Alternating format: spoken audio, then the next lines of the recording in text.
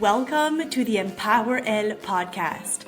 I'm your host, Vero, and I'm so excited to have you join me on this journey of empowerment and growth. This podcast is designed for ambitious, high-achieving women who are ready to break free from overwhelm and step into their power. Together, we'll explore practical strategies, share inspiring stories, and hear from experts who can help you navigate the challenges of balancing ambition and well-being. Whether you're looking to cultivate confidence, transform your mindset, enhance your leadership skills, or find harmony in your life, this is the place for you. Let's dive in.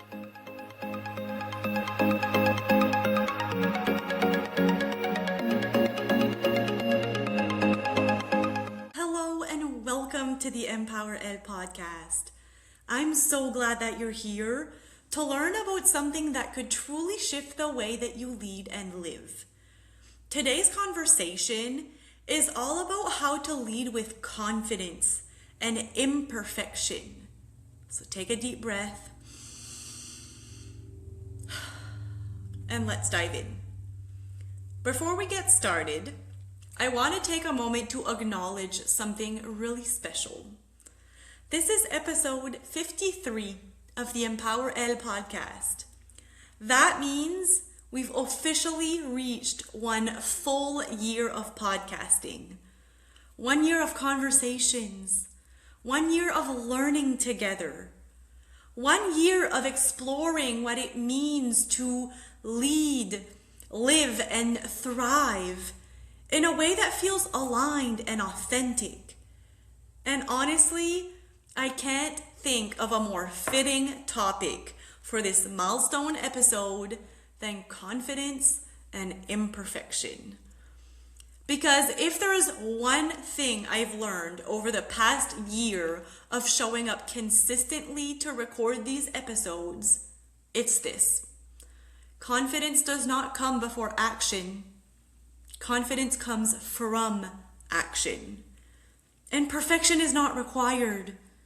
If I had waited until I felt perfectly prepared, perfectly confident, perfectly experienced, or perfectly ready, this podcast probably would have never launched. There have been episodes where I stumbled over my words. I am French after all.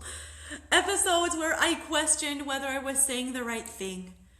Episodes where I worried people would not connect with the message.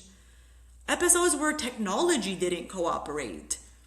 And yet, here we are, 53 episodes later.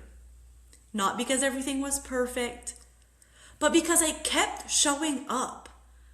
And I think that's a lesson many of us need to hear. Because somewhere along the way, many ambitious women were taught that confidence looks like certainty. That leaders always know exactly what they're doing. That successful people don't make mistakes. That if we're going to put ourselves out there, we better get it right. But real leadership doesn't work that way. Real leadership requires courage before confidence. Real leadership requires action before clarity and certainty. And real leadership often means moving forward while still figuring things out. Today we're going to talk about what confidence actually is, why perfectionism often gets in the way of leadership, and how you can start leading yourself and others with greater confidence, even when you don't feel perfectly ready. So let's begin with a question. What does confidence mean to you? Take a moment and think about it. When you picture a confident leader, what comes to mind? Maybe you imagine someone who speaks clearly. Maybe someone who walks into a room and owns it. Someone who never seems nervous. Someone who has all the answers. someone who appears completely certain.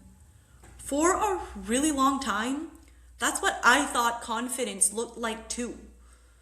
I believed that confident people simply felt confident all the time. I assumed that they didn't experience self-doubt. I assumed they weren't afraid.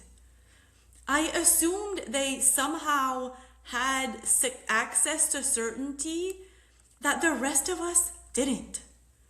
But over time, especially through leadership roles, through coaching, and through building EmpowerElle, I've learned something very different. That most confident people I know are not fearless. They're willing. They're willing to try. They're willing to learn. They're willing to fail. They're willing to be seen. They're willing to be imperfect. And that's a huge distinction. Because many of us spend years waiting to feel confident before we act. We think, once I feel confident, I'll speak up. Once I feel confident, I'll apply for the promotion. Once I feel confident, I'll launch the business. Once I feel confident, I'll share my ideas. Once I feel confident, I'll set the boundary. Once I feel confident, I'll go after that goal. But confidence doesn't magically arrive one morning. It gets built through experience. Think about learning how to drive. You didn't start confident. You started uncertain. You made mistakes. You practiced and you learned. And eventually, confidence developed. Now you can drive without thinking about it. Leadership is no different. Confidence grows through repetition, through experience, through evidence, through action, not through waiting. One of the biggest barriers to confidence is perfectionism. And if you've listened to recent episodes, you know we've talked about perfectionism before. But today, I want to focus specifically on how perfectionism affects leadership. Perfectionism often tells us, don't speak unless you're certain. Don't share unless it's perfect. Don't try unless you're guaranteed success. Don't lead unless you have all the answers. The problem is that leadership rarely offers certainty. In fact, uncertainty is often part of the job. Whether you're leading a team, a family, a business, or simply leading yourself through a new season of life, there will be moments when you don't know exactly what to do. There will be moments when information is incomplete. There will be moments when decisions are difficult. There will be moments when mistakes happen. If perfection is your requirement for leadership, you'll stay stuck because perfection isn't available. Leadership requires movement despite uncertainty, and that can feel uncomfortable, especially if you're someone who values excellence. I want to be clear here. There is nothing wrong with wanting to do things well. There's nothing wrong with preparing thoroughly. There's nothing wrong with having high standards. I'm a recovering perfectionist, but I still have really high standards that are important to me. The problem arises when those standards become impossible, when your desire for excellence becomes a fear of imperfection.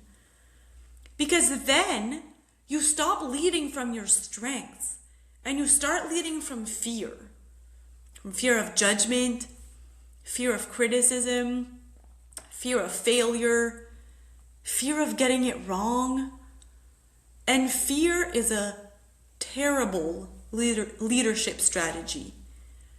One of the most powerful leadership lessons I have learned is that people don't connect with perfection. They connect with authenticity. Think about the leaders you've admired the most. Was it because they never made mistakes? Probably not. Most likely it was because they were genuine, because they were human, because they were honest, because they were willing to be vulnerable. People trust leaders who are real, not leaders who pretend to be perfect. In fact, pretending to have everything together can actually create distance. It can make leadership feel inaccessible. It can make others feel like they don't measure up. But when leaders acknowledge challenges, admit mistakes, and remain open to learning, they create trust. And trust is the foundation of leadership. Let's talk about self-leadership for a moment. Because before we lead others, we lead ourselves. How do you respond when you make a mistake? How do you speak to yourself when things don't go as planned? How do you handle setbacks? These moments reveal a lot about our leadership. Many women are incredibly compassionate toward others, but incredibly critical of themselves. If a colleague made a mistake, you'd likely offer support. If a friend was struggling, you would offer encouragement. If someone you cared about faced a setback, you would remind them of their strengths. But when it's you, the internal dialogue often sounds very different. Why did I do that? I should have known better. I'm not good enough. I need to work harder. I need to do more. I need to be better. That voice is not helping you lead. It is draining your confidence. True confidence is not built through criticism. It's built through trust. Trusting yourself to learn. Trusting yourself to adapt. Trusting yourself to recover. And trusting yourself to figure things out. Confidence is not believing you'll never fail. It's believing you'll be okay if you do. I want to say that again. Confidence isn't believing you'll never fail. It's believing you'll be okay if and when you do. That shift changes everything. Because suddenly, you're no longer trying to avoid every possible mistake. You're focused on growth. You're focused on learning. You're focused on moving forward. Now let's talk about the relationship between confidence and courage. Many people assume that confidence comes first, but courage actually comes first. Courage is taking action while fear is present. Confidence is what develops afterward. Think about any major achievement in your life. The first step probably felt uncomfortable, maybe even terrifying, but you took it anyway. And because you took it, you gained experience. Because you gained experience, you developed confidence. And because you developed confidence, you became willing to take bigger risks. This cycle repeats through life. Courage creates confidence, not the other way around. And that's why waiting to feel ready often keeps us stuck. Most meaningful growth happens before we feel ready. Most opportunities require us to stretch.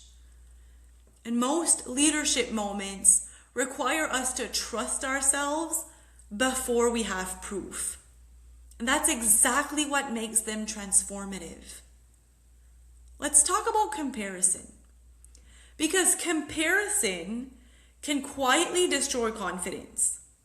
It's easy to look around and assume everyone else has it figured out. Everyone else seems more confident, more experienced, more successful, more qualified. But appearances can be deceiving. The leaders you admire likely have doubts too. The successful women you follow likely experience fear too.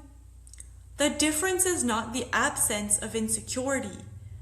The difference is their willingness to move forward despite it. Confidence is not the absence of doubt.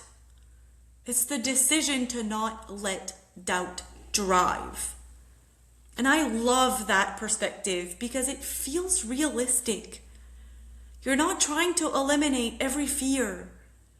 You're simply choosing not to let fear make your decisions.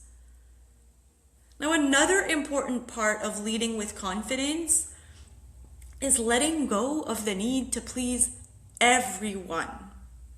Now, this can be especially challenging for women because many of us were conditioned to be accommodating, helpful, agreeable, easy to work with.